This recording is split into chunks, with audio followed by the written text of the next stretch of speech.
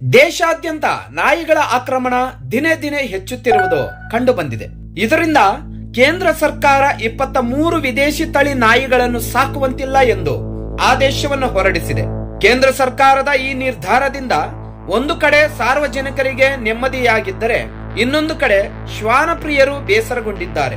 Pit bull, rottweiler, terrier, Moscow guard dog ಮತ್ತು band dog ಸೇರಿದಂತೆ ಸುಮಾರು 23 ತಳಿಗಳನ್ನು ನಿಷೇಧಿಸಲಾಗಿದೆ.